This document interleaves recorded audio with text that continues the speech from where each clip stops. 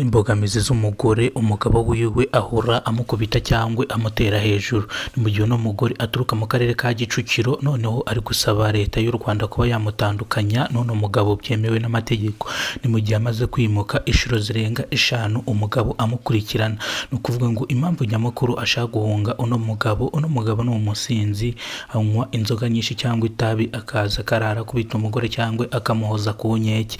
Ni mu gihe uyu mugore yagaragaje imbogamizi ziwe ahura nazo mu rugo rwe, akaba yasabaga leta kugira ngo imutandukanye n'uno mugabo atazasanga yamwishe cyangwa atazagira ikindi kibazo kivukamo. Niyo mpamvu ashaka gutandukana n'umugabo we byemewe n'amategeko. Umubyeyi witwa Uwitonze Francine utuye mu murenge wa Gahanga mu karere ka Kicukiro arasaba ubuyobozi kumutandukanya n'umugabo we kuko amuhoza ku nkeke amubwira ko azamwica, ndetse akaba amaze kwimuka inshuro 5 zose amuhunga, ariko umugabo akanga akamukurikirana. Ni mu gihe uno mugore yavuze yuko nibatamutandukanya n'uno mugabo wiwe azasanga yapfuye cyangwa bazasanga yamwishe. Ni mu gihe rero asaba kugira ngo bamutandukanye n'umugabo we. Nanone ndagira ikintu nunganira mwa bino bintu cyangwa mwari no hohoterwa rishingiye ku gitsina cyangwa no hohoterwa guhoza umugore ku nkeke ni icyaha gihanirwa n'amategeko muri rusange, ariko aka kantu ngiye kukabwira abagabo muri rusange kugira ngo mukumve. Iyo umugore aguhunze inshuro 3 cyangwa zirenga 4, ni kigaragara ko umugore aba akurambiye cyangwa umugore aba atagushaka. Ni mu gihe umugore amaraso yawe naye bitaba bihura. Uye kwihoma ku mugore utagushaka bitewe n'imico kubonaho cyangwa n'inenge akubonaho. Umugore yashatse ko mutandukana nta mitungo ufite, ntacyo kugabana mufite cyangwa ngo muri bugabane mutere ipasu. Ni mu gihe umugore aba atakigushaka cyangwa aba atakigukeneye kubera ko yagukunze nta kintu agukurikiranyeho. Niyo mpamvu ashaka gutandukana nawe nta kintu na kimwe atwaye.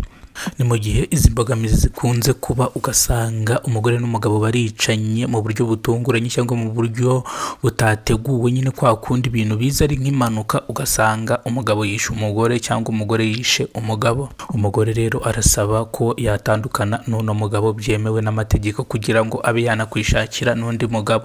Uno mugore twamubajije nimba atari irari ryinshi cyangwa atari uguhaga umugabo we. Umugore aravuga ati reka nibyo gushaka nabireka kubera yuko abagabo bamaze kundambira, kubera ko nta kuntu umuntu yajya ahora aguhoza ku nkeke aza guteraho rwaserera mu gihe ntacyo kurya yazanye mu nzu, inzara iri kukwica n'abana, ariko umugabo akaza gutura ibibazo cyangwa akaza gutuka muri rusange, wagira ngo aho yagiye mwari muri kumwe. Yari imbogamizi nyinshi. Umugore yabivuganye agahinda, yabivuganye amarira menshi, avuga ko umugabo wiwe amuhoza ku nkeke muri rusange, ntabwo abasha gukora cyangwa n'utwo yahashye cyangwa yaronse umugabo araza akatumumena mu maso. Ni mu gihe ibi bintu umugore byakomeje kumushengura umutima, akomeza agira ati ndashaka gutandukana n'umugabo wanjye byemewe n'amategeko kuko kumaze kwimuka inshuro zirenga 5 zose ankurikirana aho nimukiye. Rero ngewe ndambanje kwisegura ku buyobozi cyangwa kwishinganisha kugira ngo babe bamagatanya njye n'uno mugabo.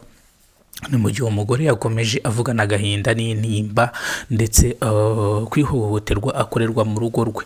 Munyarwandakazi, ni mbere bwa mbere ugeze kubona muyoboro wa YouTube channel wa Kidasamura Movie, nkubwire ngo kora subscribe kugira ngo tujye tubana umunsi ku munsi.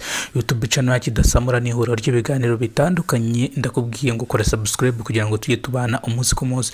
Turaza kugaruka mu karere ka Nyarugenge aho polisi y'u Rwanda yatangiye gahunda yagirayo amahoro. Gahunda yagira amahoro yabereye mu turere dutandukanye tw'umujyi wa Kigali.